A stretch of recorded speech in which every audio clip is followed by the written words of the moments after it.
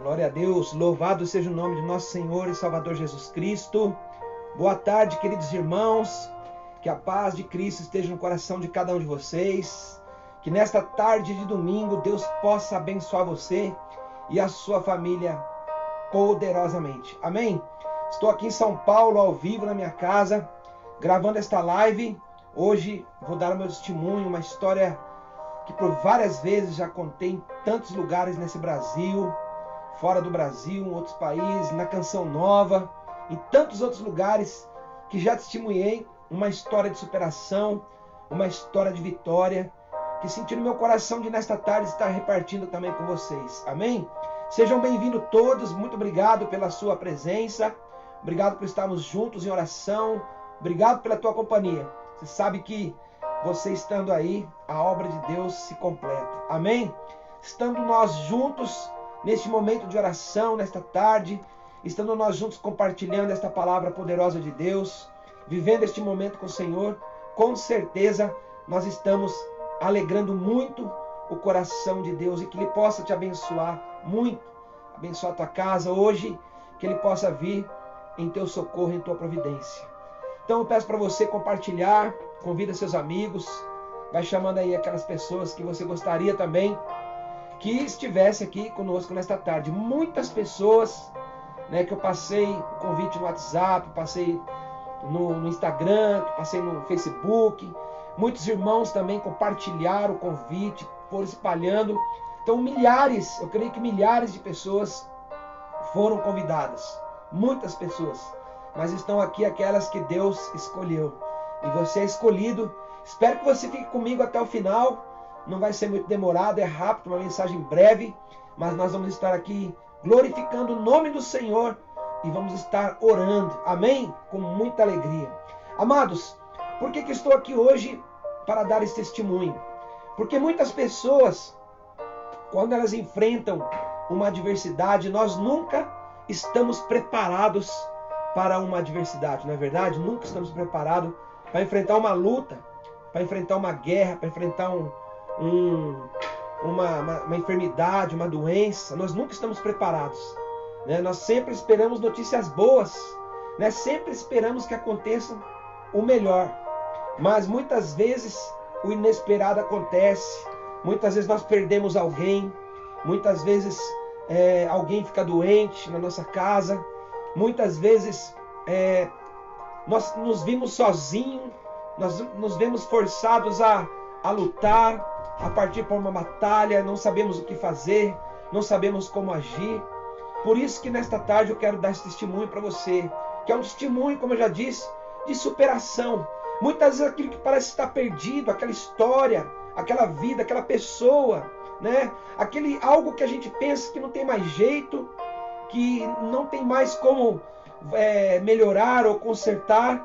Aí quando de repente nós menos imaginamos, vem Deus. E quando Deus entra na nossa vida, quando Deus chega, meu irmão, tudo se transforma, minha irmã. Aonde Deus coloca a sua mão, tudo é transformado. Aonde Deus entra, aquele mal, aquela morte, aquele cheiro da morte, o luto, ele vai embora. Aonde Deus entra, aquela luz do Senhor entra, as trevas dissipam, as trevas acabam. Então tudo é possível ao que crê. Lucas 1,37. A Deus nada é impossível. Lembra de João quando chega na casa de Marta e Maria? Todo mundo conhece essa passagem. Lá em João 11,40, Jesus chega e ele fala para aquelas irmãs que tinham perdido o seu irmão, um amigo de Jesus, que estava doente, que estava enfermo. E elas mandaram chamar Jesus, que estava ali numa cidade perto. Mas Jesus não apareceu e aquele homem acabou morrendo. E elas ficaram tristes, ficaram chateadas. Porque elas pensaram assim, puxa, nem Deus, nem Jesus pôde nos ajudar. Quantas vezes nos vemos numa situação assim? E nós falamos, nem Deus parece querer me ajudar. Parece que nem Deus está se importando comigo. Mas Ele se importa com você. Lá em João, nesta história, Jesus, Ele ressuscita aquele homem há 4 dias morto. E antes da ressurreição, Ele fala para uma das irmãs, se você crê, você verá a glória de Deus. Olha que lindo isso.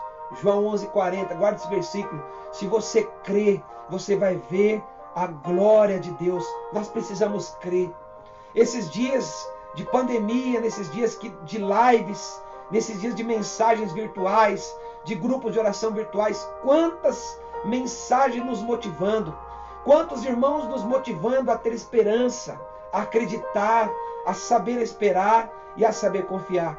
E esse testemunho vai te fortalecer mais ainda a confiar, porque hoje parece que é morte, mas amanhã tudo estará diferente. Amém, amados? Hoje parece que é o fim, mas de repente você vai ver que está só começando, você está iniciando. De repente aquilo que parecia perdido, não tinha mais jeito nenhum, de repente Deus vem e muda de uma tal forma que nós chamamos de milagre. Por isso eu estou aqui diante de você, eu quero dizer para você que eu sou um milagre.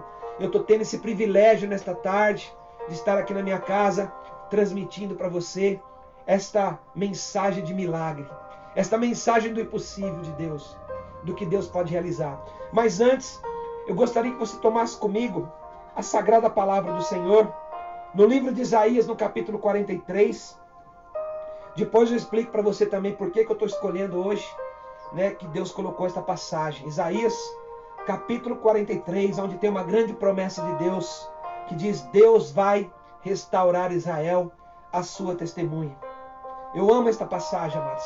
Pensa numa passagem que tem uma importância grande na minha vida, importantíssima na minha vida.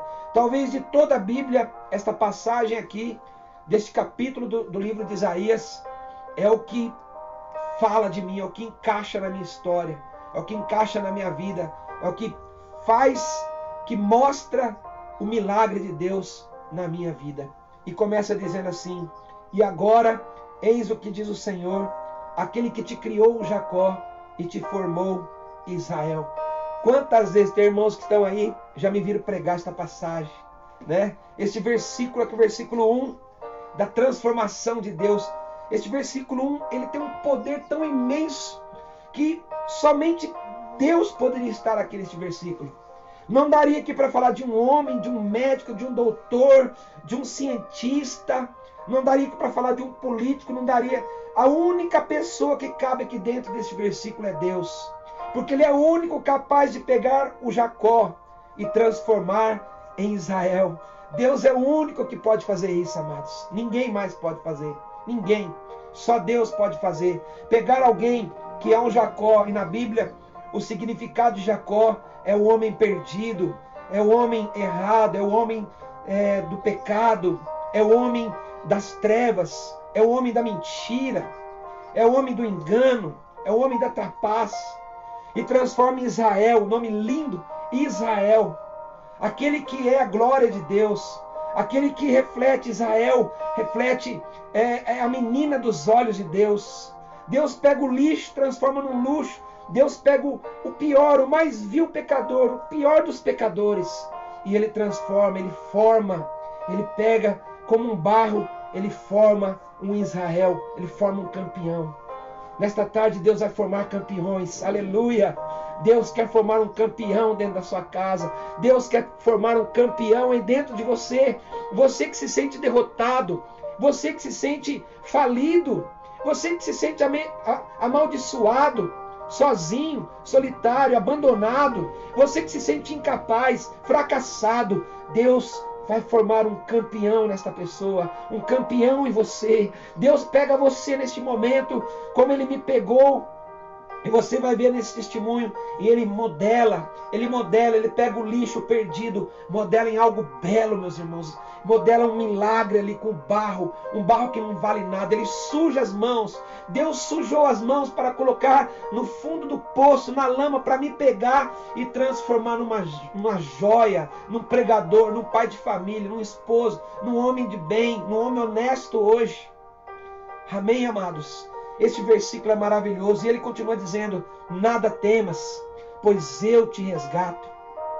Eu te chamo pelo nome, irmãos. Esta tarde é a tarde do resgate de Deus. Deus está fazendo através desta live um resgate. Ele quer resgatar você do cativeiro. Ele quer te resgatar da situação que você se encontra, dessa tristeza, dessa depressão, vontade de morrer. É a tarde do resgate. Deus quer tirar você desse quartinho escuro hoje. Ele chegou, meu irmão, ele é o Salvador. Ele está dizendo para você, não precisa mais ter medo, porque agora eu cheguei. O encardido tinha te sequestrado, tinha vendado os seus olhos, te amarrado, colocado dentro de uma jaula, dentro de uma cela, trancado você, no cativeiro lá no fundo. Ninguém sabia quem era você, ninguém sabe onde você está, talvez ninguém te conhece, ninguém sabe o que você passa, mas Ele sabe, porque Ele conhece o teu cativeiro. E Ele diz, não temas, não tenha mais medo, porque eu te resgato e eu te chamo pelo nome. Ele te conhece, Ele conhece-nos, Ele nos conhece, amados. Ele sabe quem somos, Ele sabe que eu sou o Betão, Betão de Deus. Ele sabe quem você é, o seu nome. Lá em Isaías 49 está dizendo que o seu nome está gravado nas palmas da mão do Senhor. Mesmo que sua mãe esquecer de você, mesmo que a pessoa que te deu a luz abandonar você, Ele diz que nunca vai te abandonar, porque Ele te aprecia, Ele te ama. Tu és meu. A partir de hoje, diga isso, eu sou de Deus. A tua vida muda através disso. Quando você começa a falar, eu pertenço a Deus, eu sou de Deus, eu não sou da bebida, eu não sou escravo do mundo, eu não sou escravo do sexo, eu não sou escravo da pornografia, eu não sou escravo da mentira, eu não pertenço aos bares, eu não pertenço aos salões de jogos, eu não pertenço ao mundo, eu sou de Deus. É Deus que se importa comigo, é Ele que me resgata. Eu sou de Deus. Comece a dizer isso agora. Fala do seu filho, o meu filho é de Deus. O meu filho é de Deus. Fala o nome do seu filho, comece a declarar. A esposa é de Deus. A minha sogra é de Deus. O meu pai é de Deus. Comece a dizer isso, porque é Deus, nós somos dele. Amém? Nós somos de Deus, amados. Hoje só está participando aqui dessa live quem é de Deus. Não tem outras pessoas que não são escolhidas. Só participa desta live hoje aqueles que são de Deus. Se tiveres de atravessar a água, estarei contigo. Amém? Deus não vai te abandonar nem nos piores momentos. Muitas vezes a gente fala, Deus me abandonou, Deus me esqueceu, Deus me deixou. Não, Ele não vai te abandonar. Ele vai estar com você ali. Os rios, pode vir as ondas, os vagalhões, as enxurradas. Se caminhares pelo fogo, não te queimará. Pode vir o fogo. Que fogo é esse que nós estamos passando? Você quer prova maior do que essa pandemia, meu irmão? Alguém já viveu alguma coisa assim antes? Só em histórias, só em livros que nós vivemos isso. Nós só vimos isso de pessoas que contaram para nós. Mas hoje nós estamos dentro dela. O tempo da prova é o fogo. É fogo, meu irmão. Nós estamos sendo provados, amados. É tempo de prova e às vezes nós somos provados para Deus nos aprovar depois. É assim. Olha, o meu testemunho hoje é fruto de uma prova de solidão, anos de vazio, de abandono, de drogas. A prova, mas chegou o dia que Deus me aprovou. O dia que Deus nos aprova, glória a Deus. Versículo 3. Ele se revela para nós. Eu sou o Senhor, o teu Deus, o Santo de Israel, o teu Salvador. É Jesus, amados. Esta palavra fala de Jesus quando Ele chega na nossa vida. Eu espero que Jesus esteja chegando na tua vida. Quantas pessoas aqui estão me assistindo? Eu estava olhando para baixo, que o tempo todo tem dois celulares, um com a música aqui, o outro. Eu estou pregando o celular da música, mas você está aqui, amém? Mas quantas pessoas quantas vezes, quantos retiros você fez, quantas experiências você teve com Deus. Mas tem pessoas que estão aqui agora que nunca tiveram experiência, nunca. E Ele está se apresentando para nós. Ele é Jesus. Esse Deus, Ele existe. Ele está vivo, Ele é verdadeiro. Ele é verdadeiro. Eu vou falar dele para você hoje, meu irmão. Um dia falaram dele para mim. E o que falaram para mim, que foi tão suficiente para eu começar algo dentro do meu interior, de dentro, porque a mudança, ela vem de dentro para fora. Foram 3 frases, algumas palavras, que foram ditas para mim com tanta fé, por um menino lá no Rock in Rio, lá no Rio de Janeiro.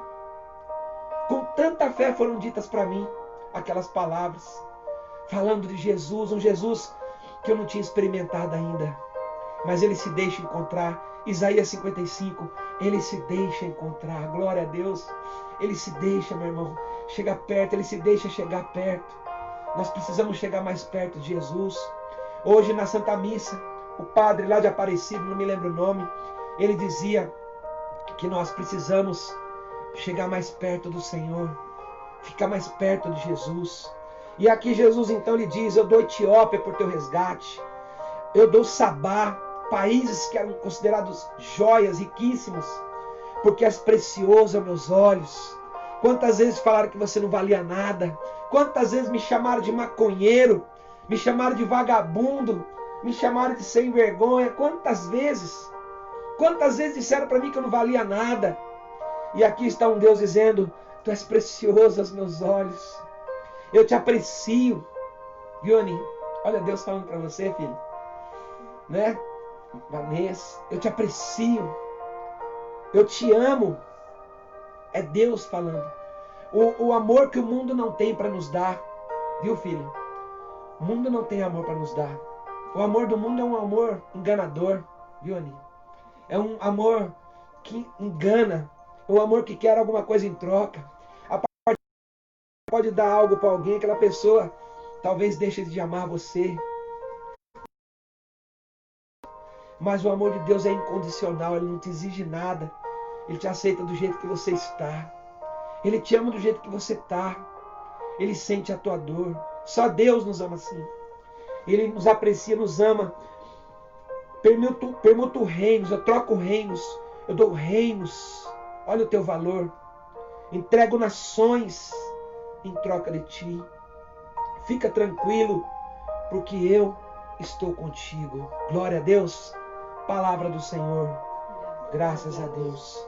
Amados irmãos, eu sou o filho caçula de uma família de 5 irmãos.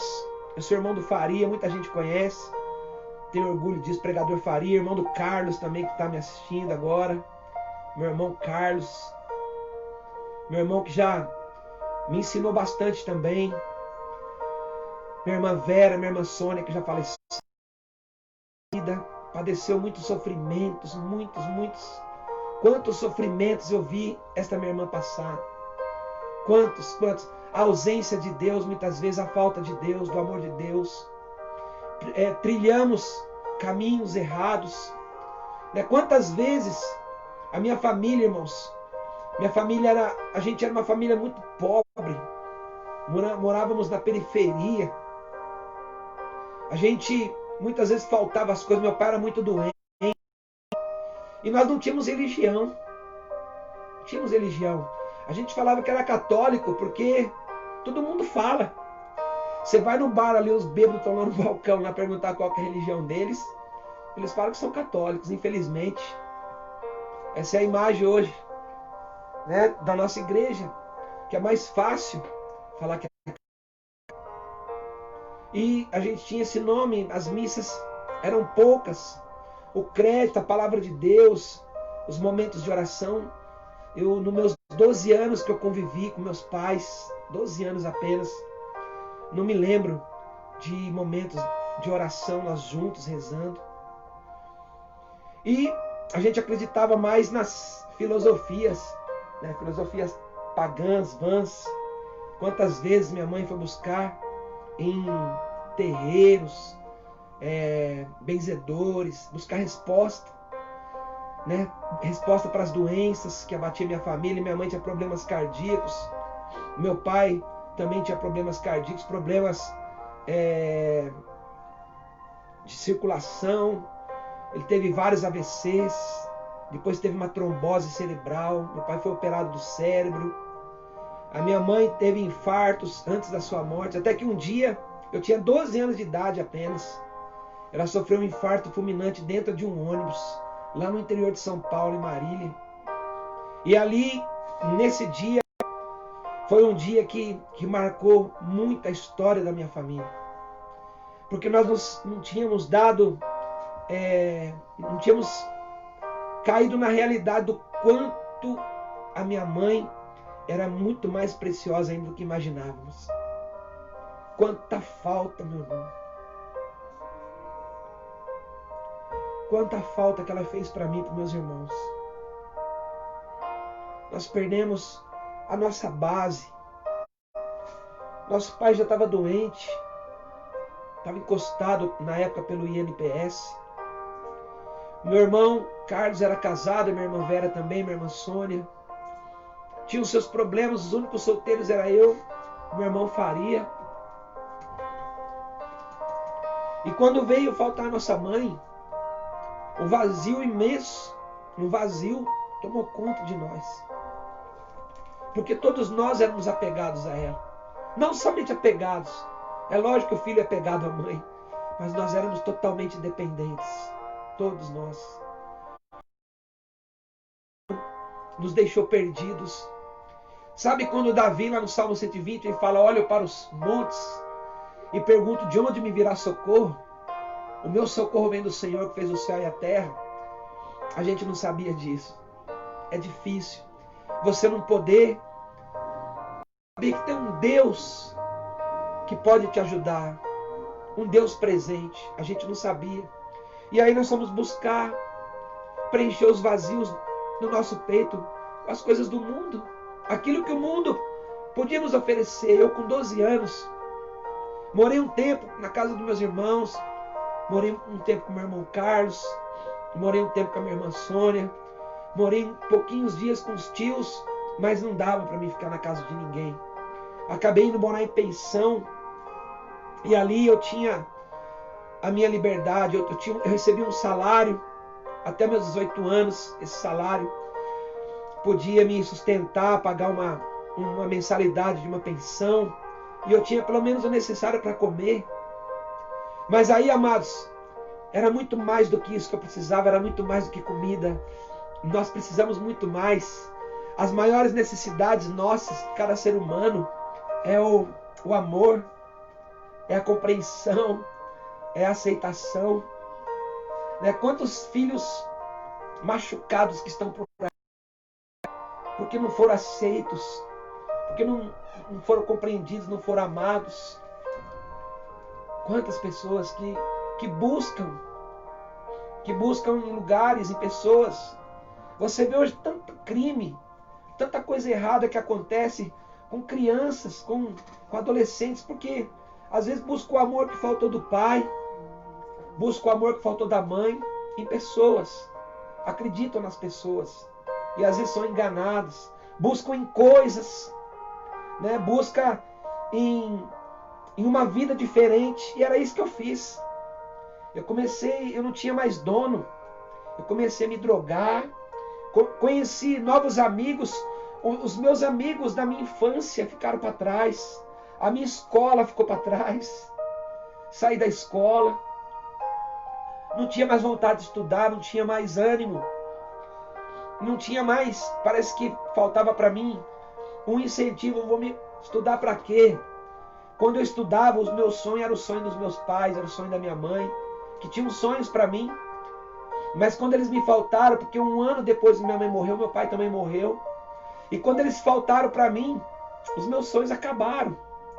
E aí o que eu queria era só aproveitar cada momento, porque o jovem e aproveitar aquele momento, ele não está preocupado como que vai ser o dia seguinte. Qual o jovem que está preocupado com o dia de amanhã? Quem? A gente queria viver aquele momento. Então eu comecei a usar drogas, comecei a beber, comecei a fumar, andar na noite, conhecer prostituta, conhecer gente do mundo, conhecer todo tipo de pessoas que você imaginar, fazer tudo que você puder imaginar. Não tinha horário para chegar, não tinha mais pai e mãe para me educar, para me dar um horário. Quantas vezes eu cheguei naquela pensão que eu morava e a porta estava trancada.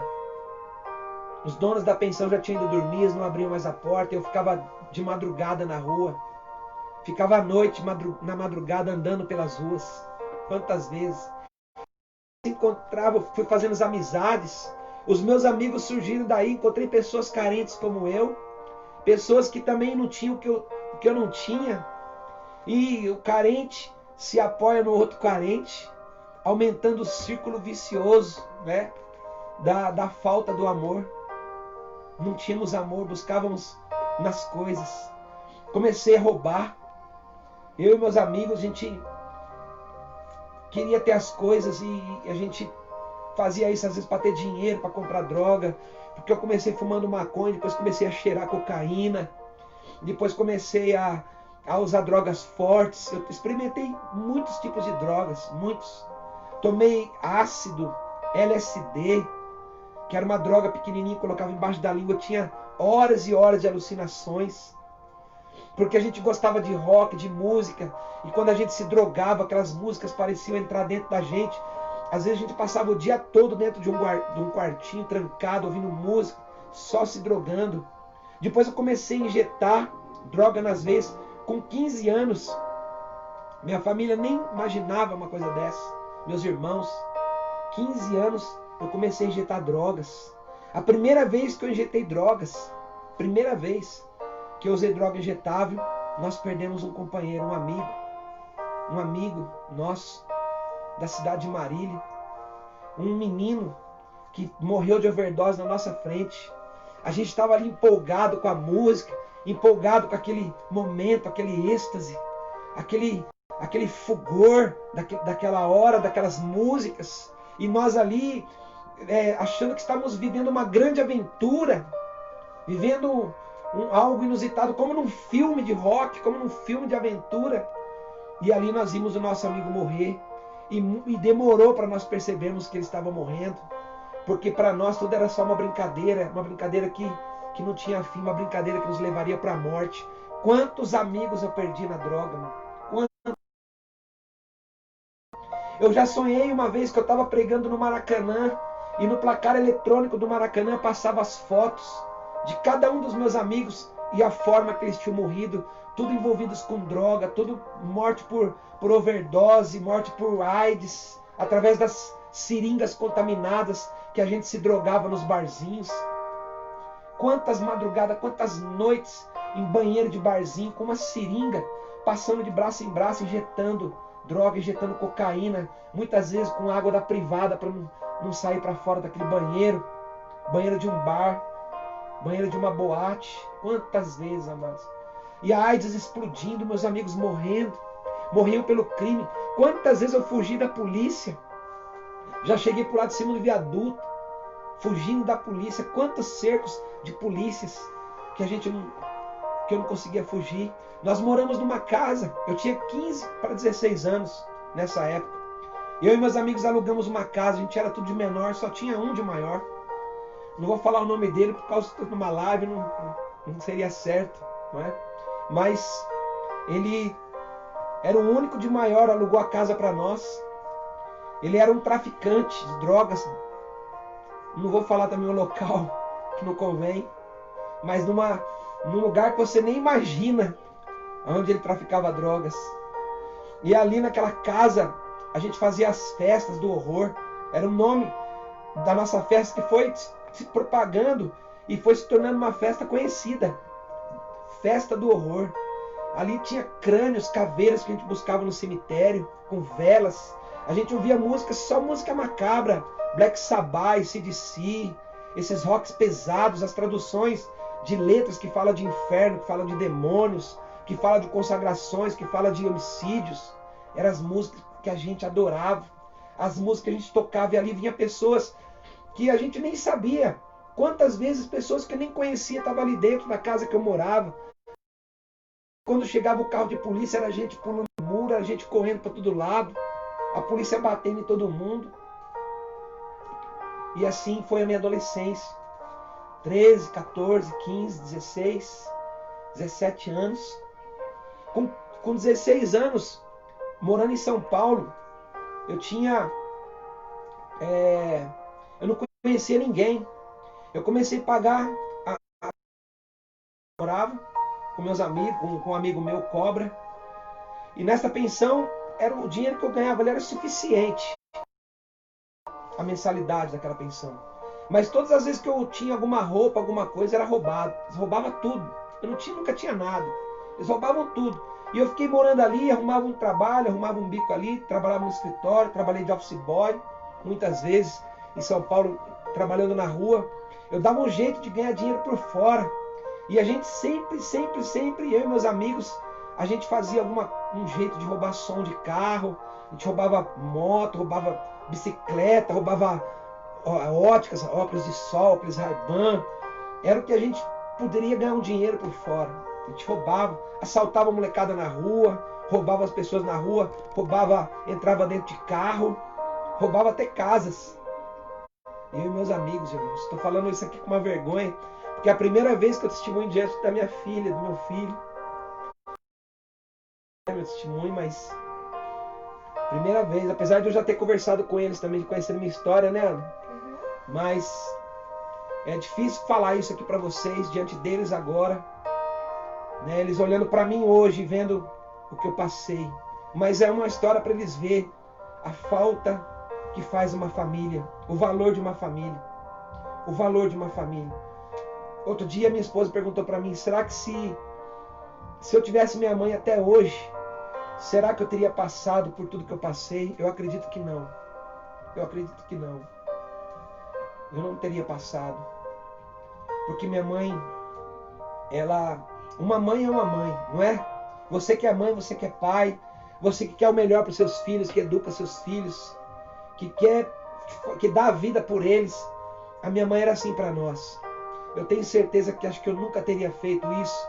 Tanto que depois, quando eu me recuperei, né, eu vou contar depois, eu fui morar com meu irmão Faria, né, na casa deles, depois de ter passado por tanta coisa, que o valor que eu dava para eles, eu não tinha mais coragem de me drogar, porque eu pensava neles.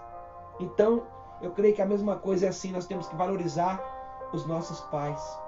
Irmãos, quando eu fiz 18 anos de idade, eu estava assim já muito doente, um estado avançado de fraqueza, de anemia. Eu desmaiava muito. Eu desmaiava quase todo dia. Tinha dia que eu desmaiava 2, 3 vezes. Eu desmaiava do nada. Eu desmaiava. Desmaiava dentro do trem, desmaiava na rua. E várias vezes eu acordei em hospitais. Várias vezes. Acordava no hospital sem saber o que eu estava fazendo ali. Aí eu ia para a rua, eu passava muita fome. Muita fome. Eu cheguei num tempo que o dinheiro não dava mais para comer. O dinheiro dava só para as drogas. Todo o dinheiro que eu pegava era para as drogas. E o pior de tudo é que quando eu fiz 18 anos de idade, a dona da pensão me mandou embora, não tinha mais como pagar a pensão. E nós tivemos que sair daquela pensão. E aí, tudo certo aí? E aí eu fui morar na rua.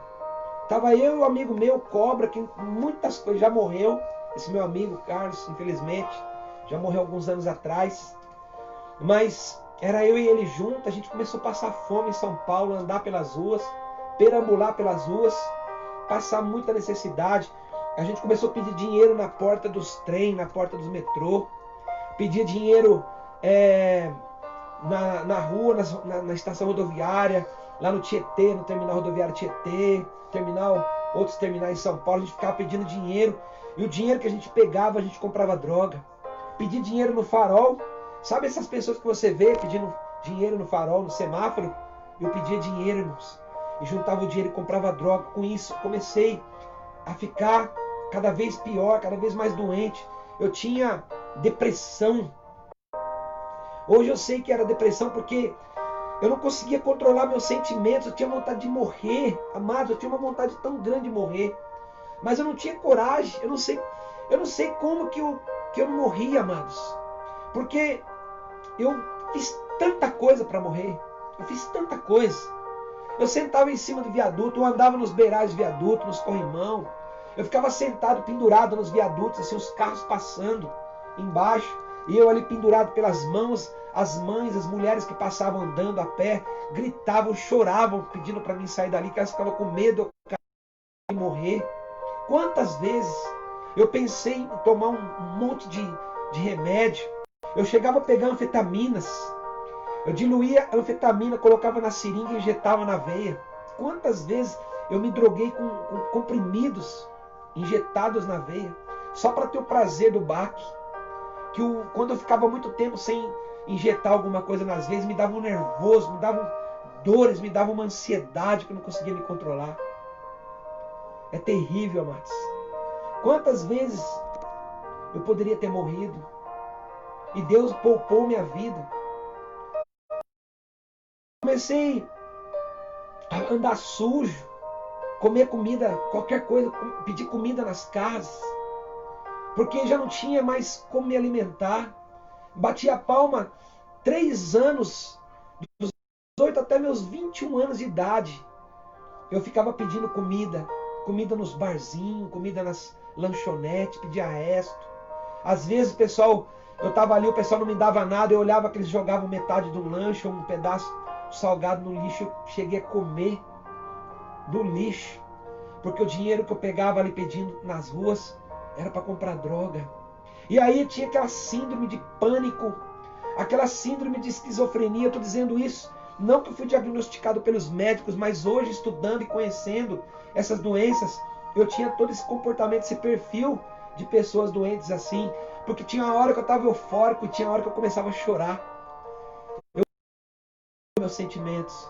Quantas vezes eu fiz cenas em São Paulo, andando em São Paulo nas ruas, eu fazia cenas de filme na minha mente, achando que tinha pessoas me perseguindo, pessoas querendo me pegar, e eu me escondia, entrava debaixo do carro, escondia atrás do carro, escondia atrás do poste, como se tivesse alguém, um complô contra mim, e na verdade isso não estava acontecendo, era só na minha cabeça. Mas as pessoas me olhavam, as pessoas me viam vivendo isso, e elas olhavam para mim e falavam: coitado, é um louco, é um doido, é um louco. Assim eu fiquei, minha mente totalmente confusa. 3 anos. Um dia eu estava na Praça da Sé em São Paulo, era o lugar que a gente ficava, não existia Cracolândias ainda. Eu cheguei a experimentar algumas vezes a pedra do crack. Cracolândia, esse lugar que hoje existe em São Paulo, não existia, irmão. Que aquilo ali é um verdadeiro inferno. É um inferno aquilo ali. Cada dia chega ali 2, 3 mil pessoas novas para morar ali. E as outras 2 mil, 3 mil que estavam ali morreram, já descartaram, foram para algum lado, irmão. É gente morrendo toda hora e é gente chegando. E a população ali aumentando naquele lugar terrível, onde só a prostituição, sujeira e drogas. Uma falta, uma ausência de Deus. Tem muitos missionários que vão, muitos. A Toca de Assis faz um trabalho lindo lá. Mas ali é um momento, depois o pessoal já esquece tudo. O pessoal não quer ser ajudado. É triste isso. É triste, amados. E comigo, Deus foi tão bom para mim nesta palavra que eu li aqui, que você meditou nesta palavra, como Deus é grande, como Deus nos ama tanto, amados. Que eu vi um cartaz lá na Praça da Sé do Rock in Rio. Eu era um adorador de rock. Se tinha uma coisa que eu adorava, era rock. Quantos shows eu fui. Não tinha dinheiro para comer, mas eu ia nos shows. Eu ia em jogos. Quantos. Eu me virava, amados. E quando eu vi esse cartaz do Rock in Rio, 10 dias, aqueles shows que teriam lá 10 dias de paz, eu falei: ah não, eu preciso ir nesse lugar. Eu lembro que muitas pessoas, jovens que eu conhecia, eu frequentava muito o Sesc da Vila Pompeia ali, e os jovens que eu conhecia ali, todos falavam que estavam indo, e eu queria ir, mas não tinha dinheiro, não tinha pai para me ajudar, mãe não tinha lugar para ficar. Mas eu me lembro que na época eu ganhei de presente de uma pessoa que gostava muito de mim, me deu um anel de diamantes. Você consegue imaginar um anel de diamante? Era um anel, uma pedrinha de diamante, mas aquilo devia valer muito dinheiro, devia valer muito. E eu me lembro que com esse anel eu consegui comprar os 10 ingressos e ainda a passagem de ida, só, não sobrou mais nada. Mas eu falei: para mim é suficiente, já tem como ir. E já tenho os 10 ingressos, vou entrar. Eu não me preocupei aonde eu ia dormir, o que eu ia comer, né, o que eu ia fazer lá, onde eu ia tomar banho. Às vezes eu ficava 5, 6 dias sem tomar banho, como indigente. E isso também, eu perdi meus documentos. Logo quando eu fiz, antes de completar 19 anos de idade, eu perdi todos os documentos e não tirei mais. Fiquei sem documentos 3 anos, morador de rua, dormindo embaixo de prédio, dormindo em garagem, dormindo em calçada, cobrindo com jornal, cobrindo com papelão, sem documentos. Jesus Cristo, amado, tomando banho uma vez por semana. E olha lá, ia na rodoviária, tomava banho. Só os dentes que eu escovava todo dia, de manhã, de tarde, de noite, quando andava com uma escova no bolso. Era a minha identidade, uma escova. Sempre tinha uma escova no bolso para escovar meus dentes. Eu me sentia sujo. Parece que quando eu escovava os dentes, eu ficava limpo. É uma coisa engraçada. Porque hoje o maior instrumento do meu corpo, mais usado para Deus, mais abençoado do meu corpo é minha boca. Amém? E eu creio que naquela época Deus já cuidava de mim, falava: Betão, essa boca aí tem que ser cuidada, porque ela vai pronunciar o nome mais lindo. Olha como Deus é maravilhoso. Naquele tempo que eu estava desgraçando com a minha vida, Ele já sabia quem seria o Betão. Ele já sabia, Ele já tinha traçado o plano para mim.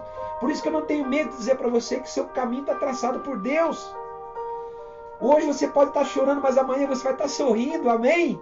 Você vai estar sorrindo. Hoje você pode falar assim: eu quero morrer, mas amanhã você vai acordar e falar: como é lindo o dia, que dia lindo, que dia abençoado, obrigado pela vida. Porque é assim, amados, a nossa história, essa trajetória nossa na terra. Olha, eu não estou contando para vocês nem 10%, lógico que não dá para contar. Eu estou contando meio por cima para vocês terem uma ideia do que aconteceu, do lixo que eu me tornei. E lá no Rock in Rio, eu cheguei cheguei ali na pessoa mais suja, talvez o mais pecador que estava ali no meio daquela 1.300.000 pessoas que tinham ali. É uma população de uma capital que estava ali no Rio de Janeiro.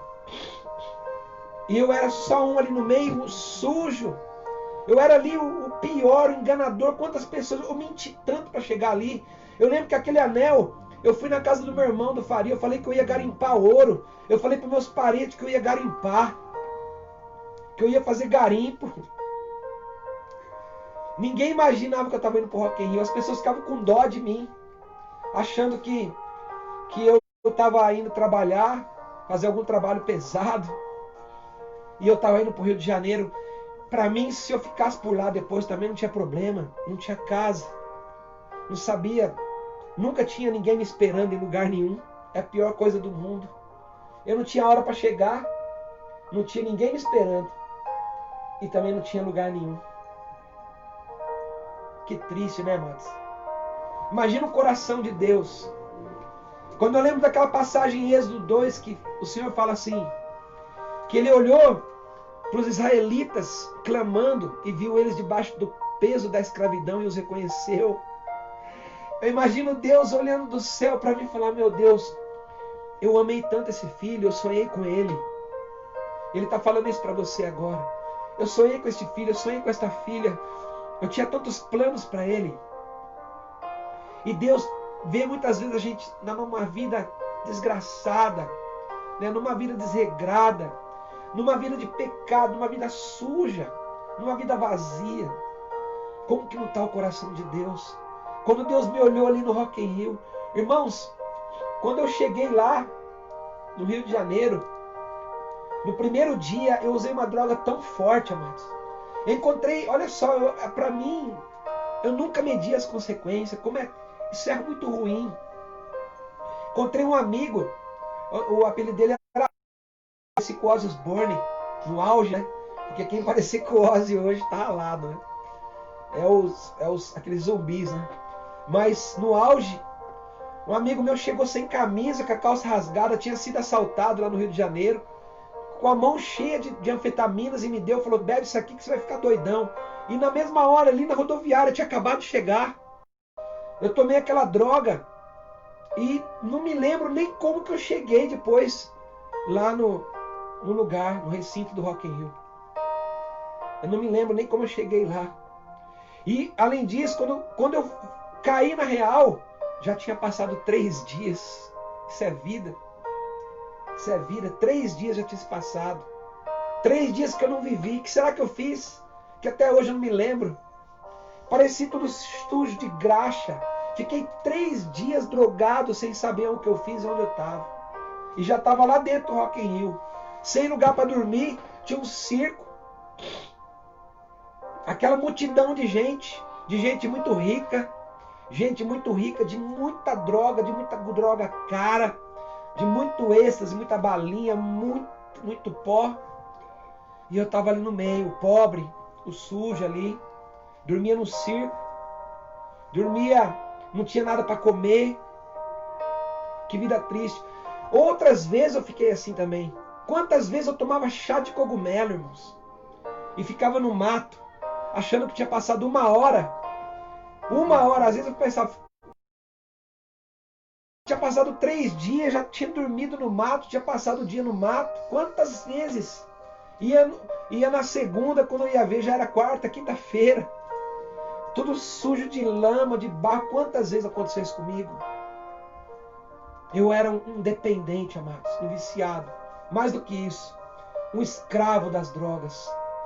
Um escravo daquilo que tem matado tantos filhos, tirado tantas vidas de pai de família. Aqui em São Paulo a gente vê, irmãos. Mostro aqui porque aqui atravessa a minha rua que eu moro. Aqui é o dia inteiro passando gente correndo atrás de drogas.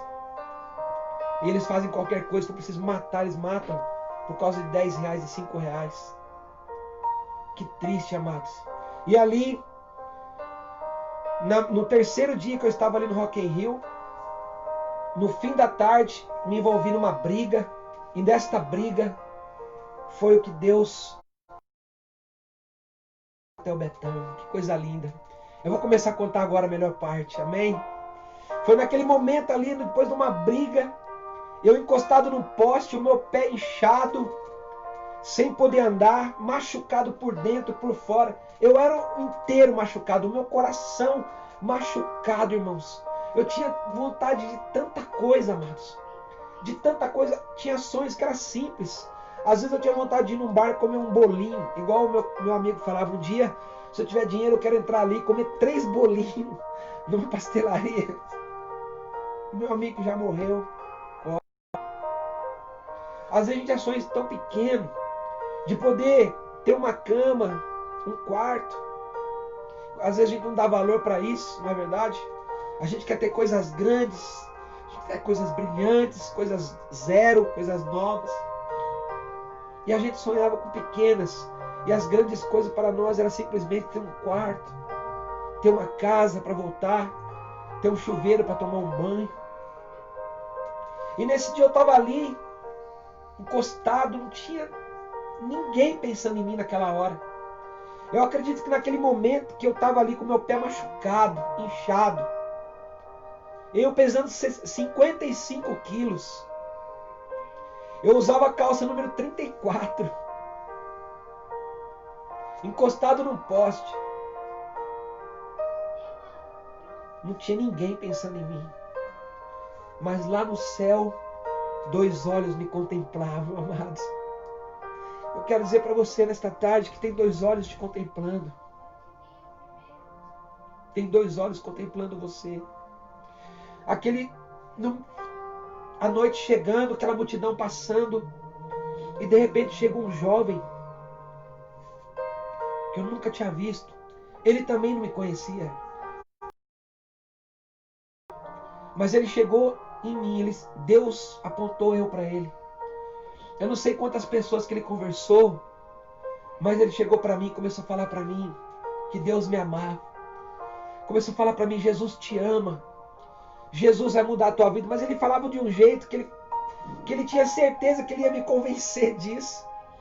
Isso que é legal. Ele tinha certeza que aquela noite, aquele finzinho de tarde, aquele coração ele estava ganhando para Cristo, amado. Porque ele falava com tanto carinho, ele falava, Jesus ama você.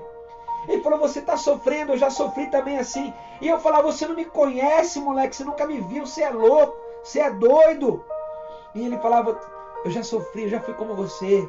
E Deus vai mudar a tua vida. Deus vai te fazer feliz. Irmãos, como é fácil falar isso aqui para você. Aqui na minha casa, aqui com a imagem de Nossa Senhora dos Pobres, com a minha Bíblia, aqui no silêncio da minha casa, como é fácil. Como é fácil falar isso numa igreja, falar isso num altar, falar isso num ambão, num púlpito. Como é fácil. Mas agora eu quero ver, irmão, ir lá no meio do inferno e falar para a pessoa que menos merece. Falar para a pessoa que menos merecia. Porque falar para a pessoa bonzinha também é fácil. Agora falar para alguém que não tem expectativa nenhuma de vida mais. E aquele jovem fez isso, eu sou eternamente grato. E um dia eu vou estar no céu, meu irmão. Um dia eu vou entrar no céu. Eu vou abraçar Jesus. Vou abraçar Nossa Senhora, São Miguel. E depois eu vou falar, cadê aquele jovem que eu não sei nem o nome? Amém. Quero dizer para você nesta tarde que Deus tem muita coisa para fazer na tua vida. Aquele jovem começou a falar para mim, ambulância. Antes dele chegar, um soldado do exército passou e falou que ia chamar a ambulância, porque ele viu meu pé machucado, meu pé estava muito inchado. Mas antes da ambulância chegar, esse jovem chegou primeiro. Glória a Deus. O socorro do céu chega antes. Amém?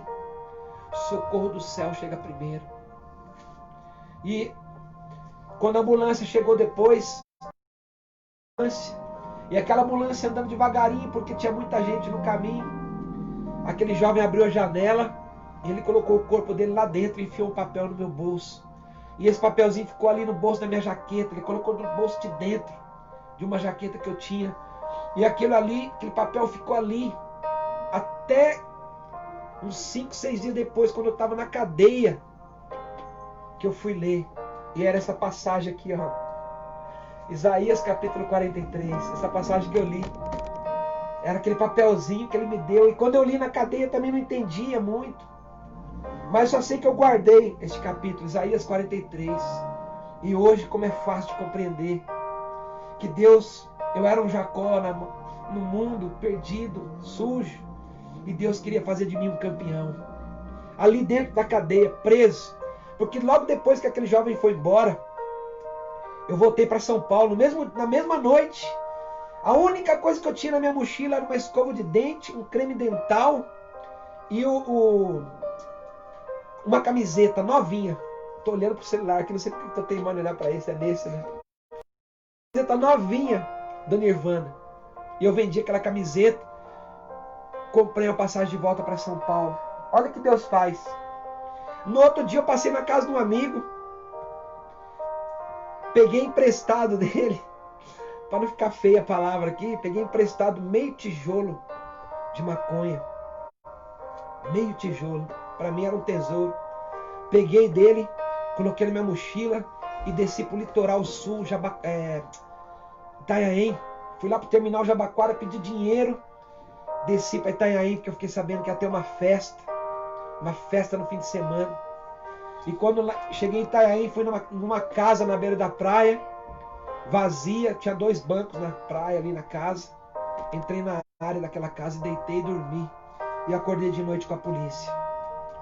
Bom, a partir daí, depois a polícia me bateu, eu apanhei muito, fui preso.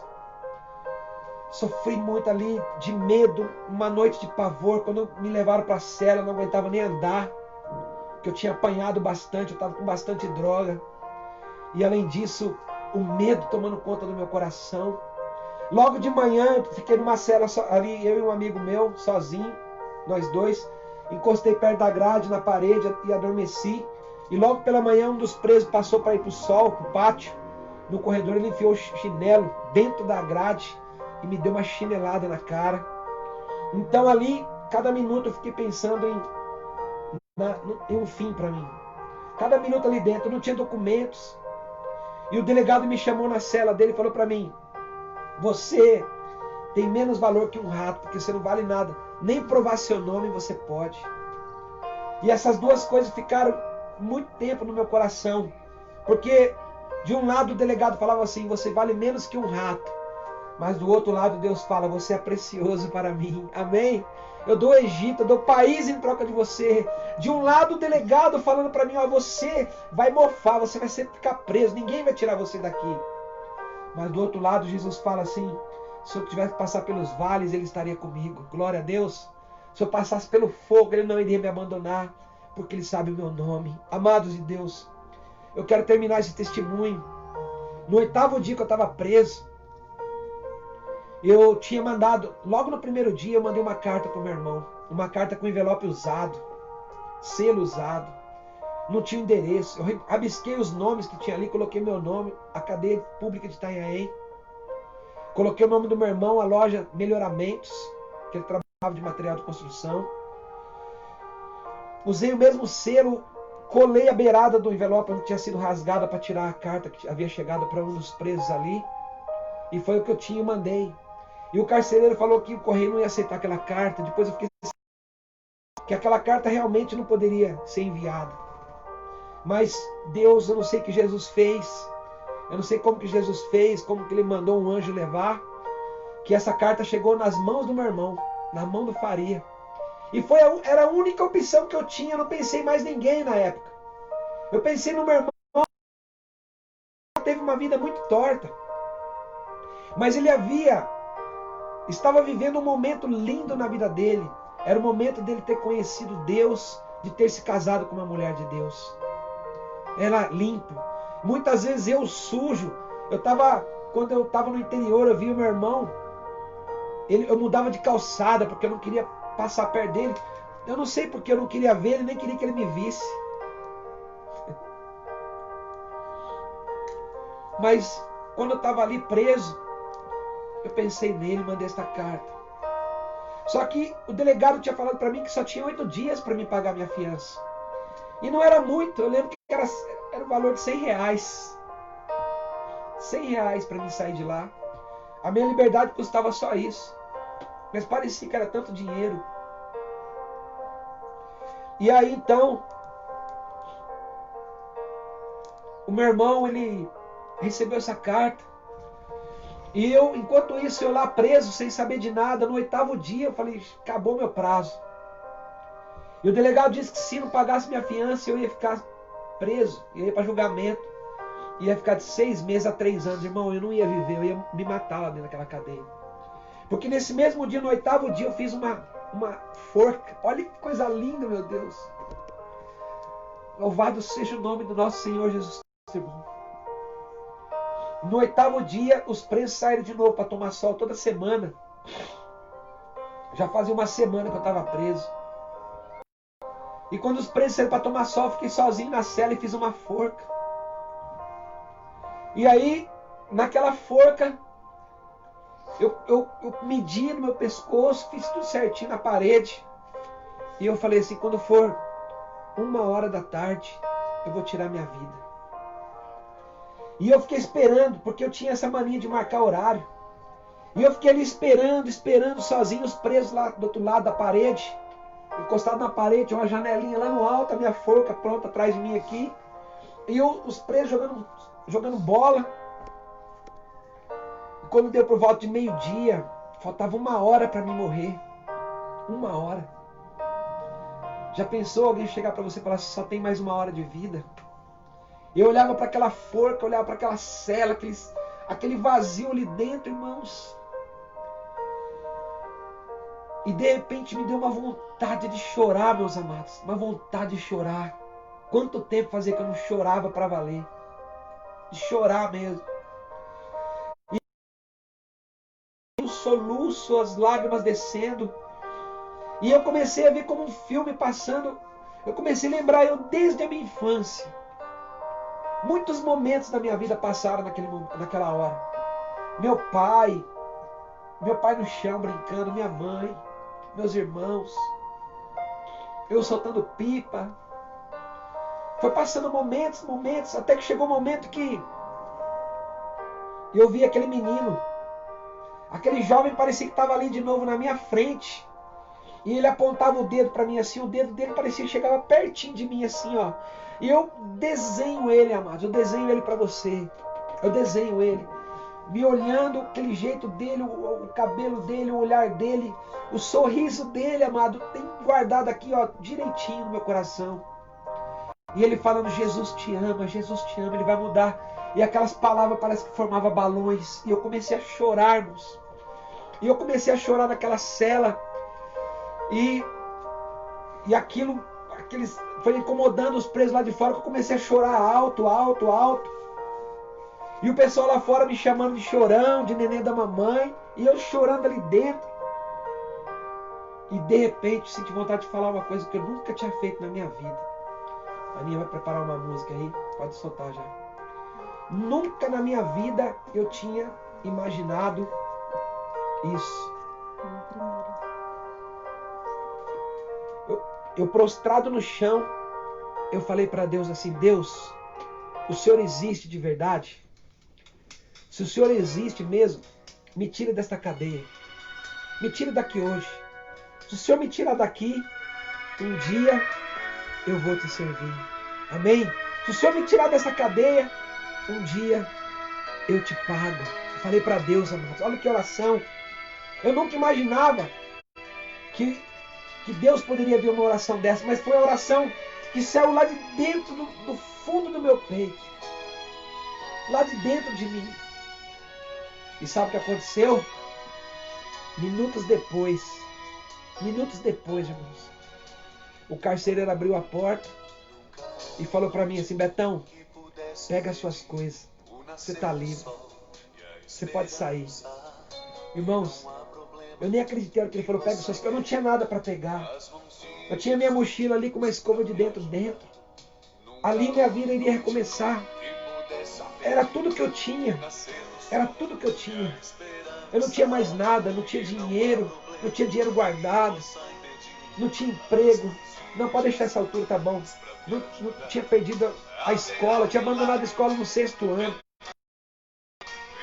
Parecia que era impossível. Falei, no corredor, quando eu saí da cela, para sair pelo corredor, eu falei, será que eu vou ficar? Porque se eu ficar, pelo menos eu boto um fim, daqui a pouco eu vou ali, morro, acaba. Agora se eu sair, tá tudo igual lá fora, eu vou fazer tudo de novo. Mas eu não sabia o que Deus tinha preparado para mim. E você não sabe, meu irmão, o que Deus está preparando para você. Amém? Eu me lembro que quando eu encontrei, era o meu cunhado que foi para lá. Meu irmão Faria recebeu a carta, juntou dinheiro, pagaram minha fiança. Cheguei ali fora, meu cunhado falou para mim: Betão, você vai morar na casa do Faria. E quando ele falou isso, passou 1000 coisas no meu coração. Eu ia ter um lar depois de tanto tempo, uma casa de novo. Eu lembro quando eu cheguei na casa do meu irmão, a minha sobrinha veio e deitou no meu colo, a outra sobrinha minha, Dilene, que está nos Estados Unidos hoje, era bebê. Ela ficava me olhando. A Vera falou assim: daqui a pouco o Faria chega.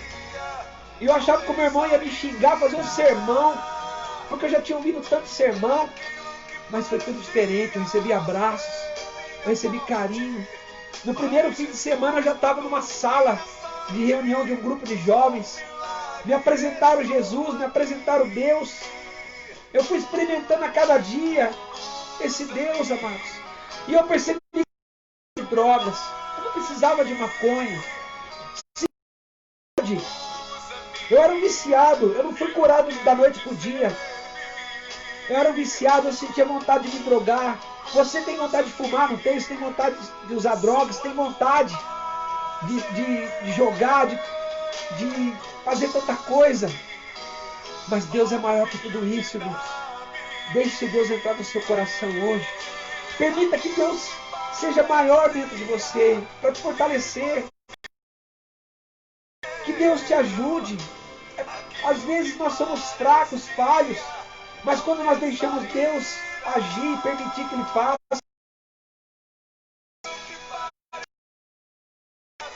e foi isso que aconteceu na minha vida. Eu voltei a ter uma casa, um lar. Eu voltei a ter uma família que me acolheu com carinho. Às vezes meus amigos pulavam o muro da casa do meu irmão para me chamar para usar. Os amigos, o mundo não quer te perder. Os falsos amigos, muitas vezes achamos que são nossos heróis. Eles vinham ali, sabiam que eu estava ali, mas eles não aceitavam, irmão. Eles pulavam o muro. Falavam: Betão, sai daí, cara. O que você está fazendo? Você está louco? Você endoidou, Betão. Você está indo para a igreja agora, você está indo para grupo de jovens, Betão. Você é muito louco, Betão, sai daí. Quantas vezes eu pensei, aí você volta a mim. Quantas vezes eu pensei em sair e falar: não, jogar tudo pro alto, jogar tudo para cima.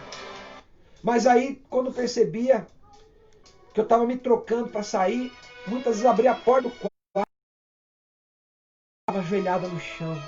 Quantas vezes eu fiquei sabendo que eu não via, que a minha cunhada estava com o terço, rezando por mim. Era isso que me fortalecia. Reza pelas pessoas que você ama, que um dia eles vão estar testemunhando, falar: minha mãe rezou para mim, a minha tia rezou para mim, minha avó rezou por mim. Eu vejo aqui minha sogra rezando pelos netos.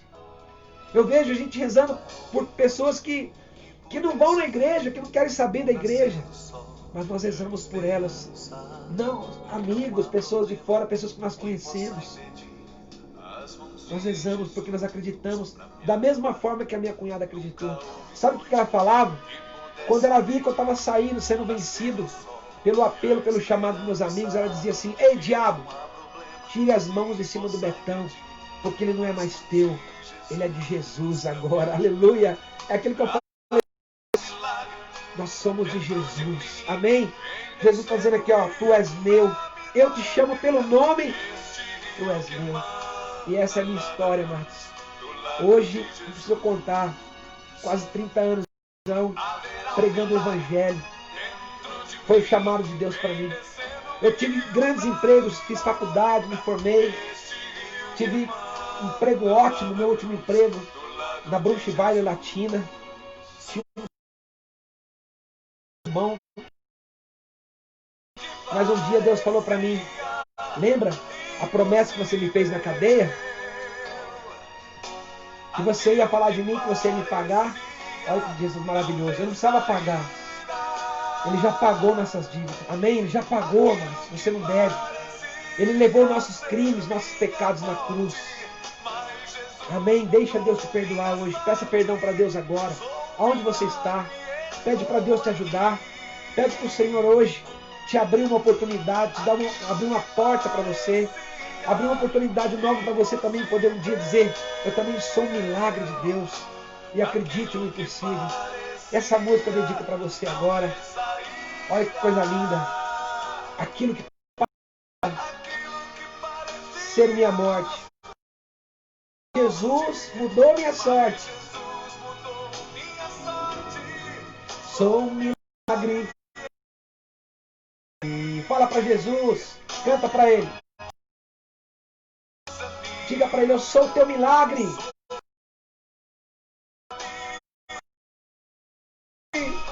Usa-me, eu quero te servir. Aleluia. Fala para Ele: usa-me, eu sou a tua imagem.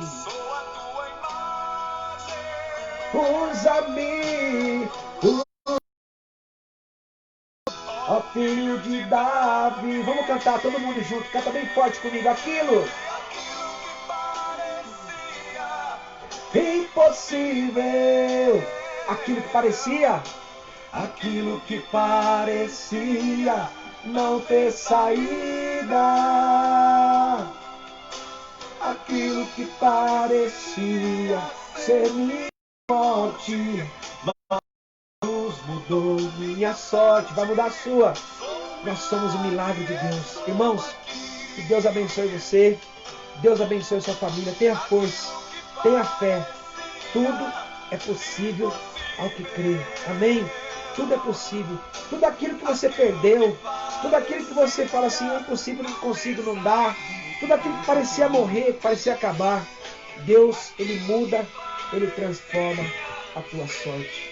Louvado seja o nome de nosso Senhor Jesus Cristo. Para sempre seja louvado. Que a cruz sagrada seja minha luz. Não seja o dragão meu guia. Retira-te, Satanás. Nunca me aconselhe coisas vãs. É mal que tu me oferece.